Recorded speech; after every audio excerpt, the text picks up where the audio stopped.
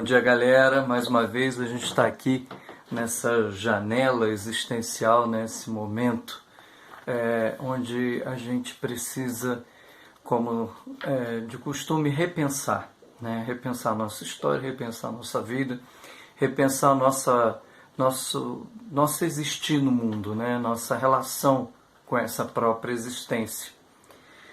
Por isso hoje eu trouxe para vocês uma pequena história chamada Excesso de Bagagem, que eu vou ler para vocês agora com muito carinho. Um viajante perdeu-se numa área rural e depois de muito andar bateu à porta de uma casa, pedindo pousada, pedindo descanso. Era uma pequena casa muito pobre, mas limpa e muito bem cuidada. O dono da casa morava sozinho. Quando anoiteceu, alguns pedaços de lenha mantiveram aceso o fogão de barro. A luz difusa iluminava o ambiente e o fogo cozinhava numa panela saborosa sopa de legumes. O morador solitário aos poucos se revelava uma pessoa muito madura e muito sábia. Além do fogão, existia na casa uma cama, uma pequena mesa e apenas 2 cadeiras.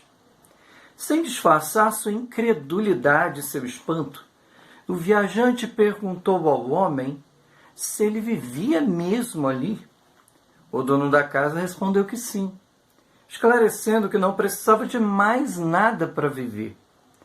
E emendou uma pergunta ao próprio viajante. E vejo também, meu amigo, que você traz poucas coisas na bagagem, não é mesmo? Por que isso? É que eu estou de passagem, respondeu o viajante. Por isso não carrego uma grande mala. E com a mesma lógica, o morador solitário respondeu: eu também, meu amigo, só estou de passagem. É que a vida é uma grande viagem e por vezes o excesso de bagagem atrapalha quem passa por seus caminhos. A viagem pode se tornar muito mais difícil com excesso de bagagem.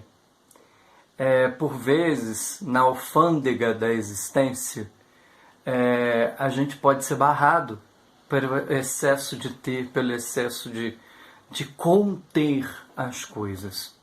Por isso essa história quer nos colocar diante da realidade de quem precisa repensar a própria existência, de quem precisa repensar a própria vida. Tem muita coisa inútil que a gente carrega, que a gente retém para si, e que na verdade não vai nos trazer felicidade, não vai nos trazer realização, não vai nos trazer sentido. E cada um de nós hoje é responsável em repensar essas coisas. Já é hora da gente rever o que a gente está carregando de excesso, como diz a própria história. Todos nós estamos aqui de passagem. Nenhum de nós vai fazer desta existência, desse momento, uma eternidade. Nós não nascemos para ficar aqui. Tudo é um processo de passagem. Tudo na vida nos ensina, todas as coisas na vida nos ensinam que nesse momento existencial em que nós estamos, é passagem, né? Nenhum de nós vai ficar aqui para sempre. Então, para que reter? A minha avó dizia, né? Mais uma vez eu estou lembrando da minha avó, porque era o meu referencial, né? De fato, sempre o foi. Mas a minha avó dizia que, né? Como os antigos ainda falam, né? Os mais antigos ainda falam, caixão não tem gaveta. O que quer dizer isso? Né? Que a gente não carrega nada, a gente não leva nada dessa vida, né? Ou melhor, o que a gente leva da vida é a vida que a gente leva, né? É o jeito de viver, é o jeito de ser no mundo, né? É o jeito de estar no mundo, é o jeito de estar aí.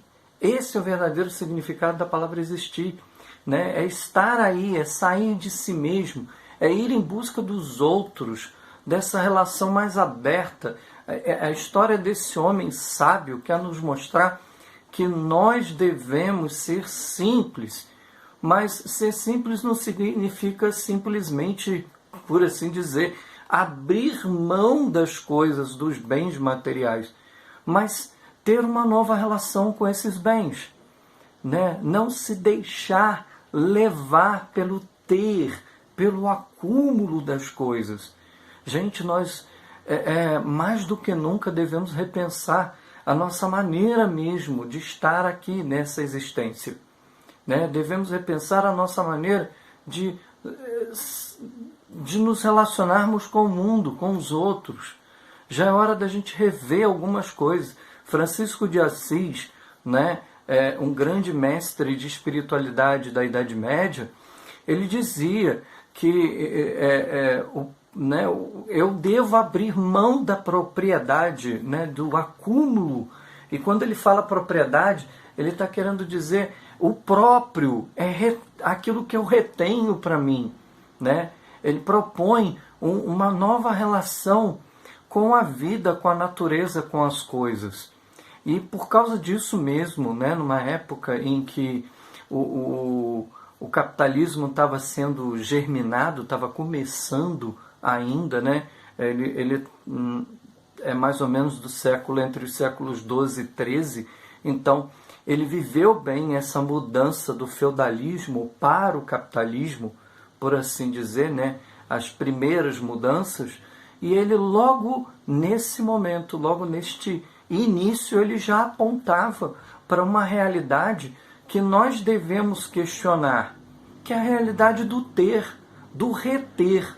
Por isso ele propõe uma não propriedade, um não apropriar-se de nada, nem de ninguém. Nós vivemos hoje num mundo onde as pessoas brigam muito mais pelo ter do que pelo ser.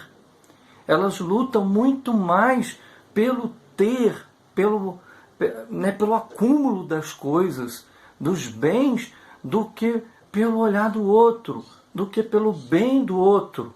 Nós vivemos um momento de mudanças. Essa nova mentalidade não aceita mais esse tipo de coisa.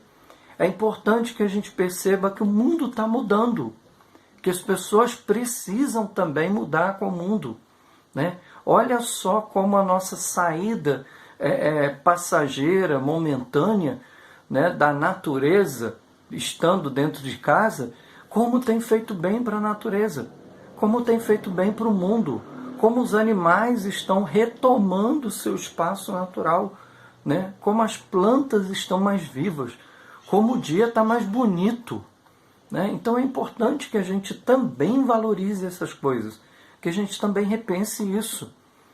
E pare de reclamar por pequenas coisas, por não ter as coisas. Vamos ser mais, vamos ser melhores filhos, vamos ser melhores pais, vamos ser melhores amigos, vamos ser, né? Esse é o sentido. Então vamos tentar rever um pouco essa caminhada na simplicidade de Francisco e do homem dessa história aqui. Vamos ser mais simples, ser mais amorosos, ser mais irmãos. Talvez aí esteja, certamente, né, esteja aí a grande lição dessa história e a grande lição de Francisco de Assis, que não retendo nada para si, acabou se tornando irmão de todas as criaturas, né? Então, que a gente possa parar um pouco para pensar, repensar na nossa história, repensar a nossa vida e sermos mais gratos por aquilo que somos. Paz e bem a todos e até a próxima.